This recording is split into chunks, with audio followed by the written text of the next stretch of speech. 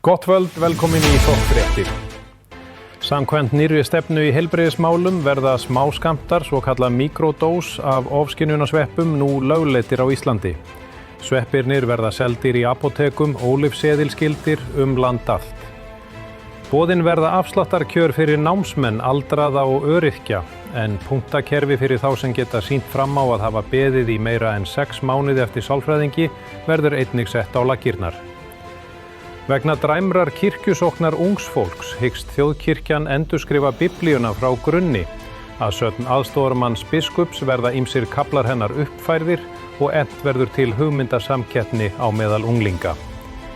Nú þegar hefur verið samþykkt að syndaflóðið verði útskýrt sem fyrsta tilraun stjórnvalda til að leysa húsnæðisvanda með þjóðarmorði, en einnig verður María May kynnt til sögunar sem kynfluencer. Fyrstu eintök nýju Biblíunar verða prentuð fyrir jól í samstarfi við Hagkaup. Í stað íþróttafrétta kvöldins verður birtur listi á vefsíðu Fokkfrétta yfir hlédræga en duglega menn sem mættu á crossfit-æfingu án þess að deila af því myndum. Og þá að veðri. Gul veðurviðvörun í gildi á Vestfjörðum en þar getur mikill vindur feykt burt bílum, börnum og síðustu vonarglæddu íbúa á svæðinu jákvæða atvinnuþróun og aukin lífsgæði. Þetta voru Fokkfréttir kvöldsins. Ekki gleyma að það sem þið kallið skoðun oft bara kvíðaviðbragð.